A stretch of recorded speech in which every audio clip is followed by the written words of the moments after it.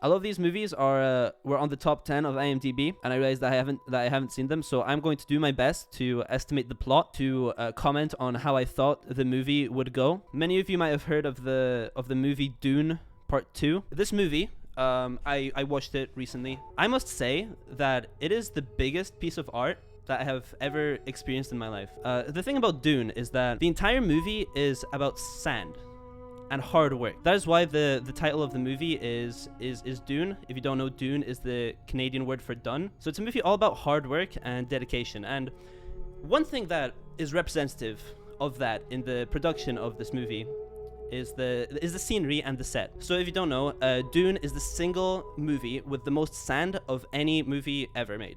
In fact, the last record holder was actually the movie Star Wars in 1977, and Dune has now broken the record for the most sand in a movie ever. It follows the story of a man called John Dune and his struggle with hard work, and it's all about the work-life balance. At the beginning, he's not much of a family man. You know, he would wake up, he would go to work, and his family life would suffer. And by the end, the message has been told that what in fact is the most important in life is hard work. By the end of the movie, John Dune abandons his entire family and just focuses on hard work and his journey to make the movie with the most sand that has ever been made. Dune, overall, there are many different side plots, many different relationships between the characters. I won't get into all of it because it's really in depth. It's a very long movie. In fact, it is the only 5-hour movie on the IMDb top 10 list. I must give it, as a rating, 11 out of 10, because Dune changed my life after watching it. It made me realize that what is important in life is superficial work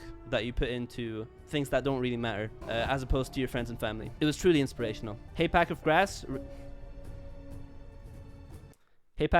remove the letter H from Chum Bucket.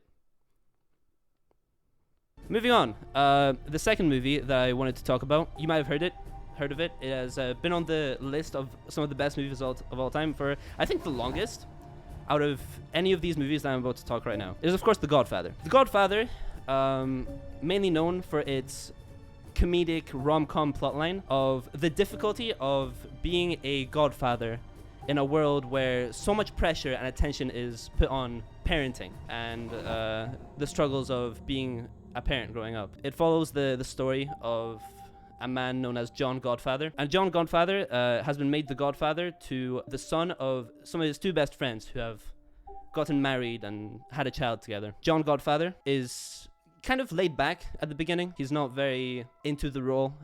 He's very lazy. He's not very outgoing, he doesn't interact much with the parents, but then all of a sudden one day a huge accident happens, and sadly the parents of the child that he must godfather die. And it's a big sad moment. It's a movie all about character development, and it really struck a chord with me because it really shows how much a huge life event can affect someone's personal life and journey throughout parenting and godfathering in particular. I won't spoil the entire plot of the movie, but it essentially goes through John Godfather's journey raising the child, and by the end changing from this like really laid back, really lazy character to a super strong, motivated Sigma male type. Honestly, this movie, one of the greatest I've ever seen. Not quite as good as Dune Part 2. Of course, it is a high bar to cross the movie with the most sand of all time. But I would have to give this one a 9 out of 10. Just for the character development and the plot. And that brings me to the prequel of The Godfather, which, if you don't know, is a movie called The Father. It essentially follows the journey of the dad, the one who died in The Godfather, and how essentially he came to be, because it's a very interesting character from the very beginning in The Godfather. And after The Godfather came out, there was huge demand to learn about the father in the show, the character of the father.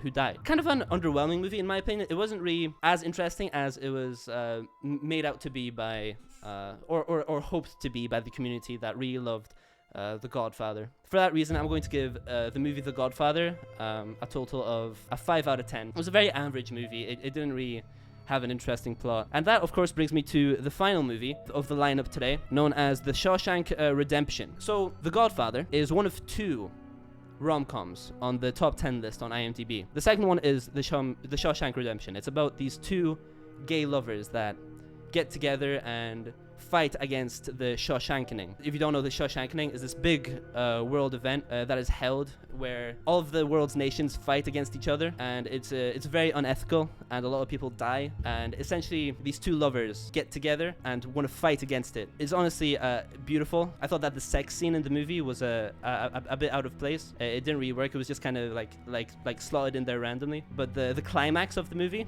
no pun intended, where this big battle at the end occurs, it really struck a chord with me. I really believe that it must have been one of the greatest movie climaxes I've ever seen in my life. So yeah, the Shawshank Redemption. I'll knock a point off for the weird sex scene. I won't go into detail about it. It was quite strange. I'm going to give it a good old 9 out of 10 as well for the Shawshank Redemption. And that's all the reviews I had in store for today, chat. Of course, I have seen all of these movies, and yeah, that is what the movies were about, and that's what I saw from them.